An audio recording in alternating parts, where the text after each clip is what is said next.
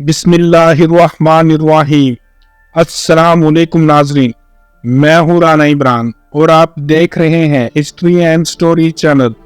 پیارے ناظرین، آج ہم جس نبی کا واقعہ بتانے جا رہے ہیں ان کے بارے میں اللہ پاک سورہ بقرہ کی آیت نمبر 259 میں فرماتے ہیں، اس شخص کو نہیں دیکھا جو ایک شہر پر گزرا اور وہ شہر اپنی چھتوں پر گرا ہوا تھا۔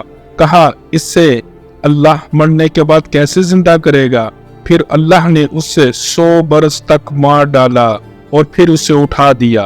تو بنا دیر کیے ویڈیو کو شروع کرتے ہیں۔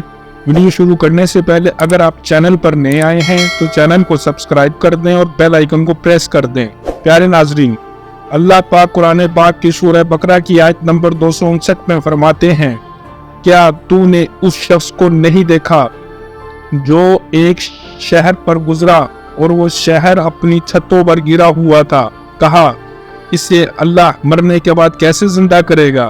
پھر اللہ نے اسے 100 برس تک مار ڈالا، پھر اسے اٹھایا۔ کہا، تو یہاں کتنی دیر رہا؟ کہا، 1 دن یا اس سے کچھ کم رہا۔ فرمایا، بلکہ تو 100 برس رہا ہے۔ اب تو اپنا کھانا اور پینا دیکھ، وہ تو سڑا نہیں، اور اپنے گدھے کو دیکھ، اور ہم نے تجھے لوگوں کے واسطے نمونہ چاہا ہے، اور ہڈیوں کی طرف دیکھ کہ ہم انہیں کس طرح ابھار کر جوڑ دیتے ہیں، پھر ان پر گوشت پہناتے ہیں۔ پھر اس پر یہ حال ظاہر ہوا تو کہا، میں یقین کرتا ہوں کہ بے شک اللہ ہر چیز پر قادر ہے۔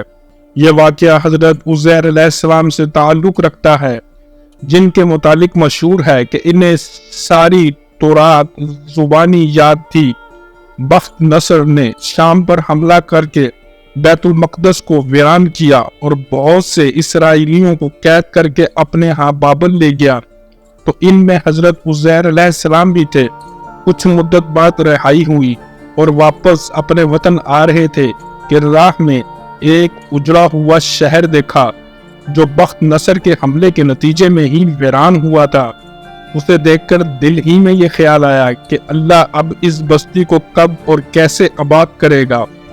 اس وقت آپ ایک گدھے پر سوار تھے اور خورد و نوش کا سامان ساتھ تھا۔ اس خیال کے آتے ہی اللہ نے آپ کی روح قبض کر لی اور پورے 100 سال موت کی نیند سلا کر پھر انہیں زندہ کر کے پوچھا، بتلاؤ کتنی مدت اس حال میں پڑے رہے؟ اب حضرت عزیر علیہ السلام کے پاس ماسوائے سورج کے وقت معلوم کرنے کا کوئی ذریعہ نہ تھا۔ جب جا رہے تھے تو پہلا پہر تھا اور اب دوسرا پہر۔ کہنے لگے، بس دن کا کچھ حصہ، اور یہ بھی ممکن ہے کہ یہ دوسرا دن ہو، کیونکہ اس سے زیادہ انسان کبھی نہیں سوتا۔ چنانچہ جب آپ علیہ السلام واپس اپنے گھر پہنچے تو آپ علیہ السلام کے بیٹے اور پوتے تو بوڑھے ہو چکے تھے اور آپ علیہ السلام خود ان کی نسبت جوان تھے۔ اس طرح آپ علیہ السلام کی ذات بھی تمام لوگوں کے لیے ایک معجزہ بن گئی۔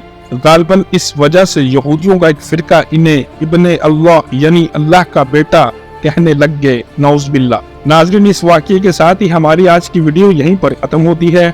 امید ہے جلد ہی کسی دوسری اور دلچسپ ویڈیو میں آپ دوستوں سے ملاقات ہوگی۔ تب تک کے لیے ہسٹری اینڈ سٹوری کی پوری ٹیم کو اجازت دیجیے۔ اللہ نگہبان۔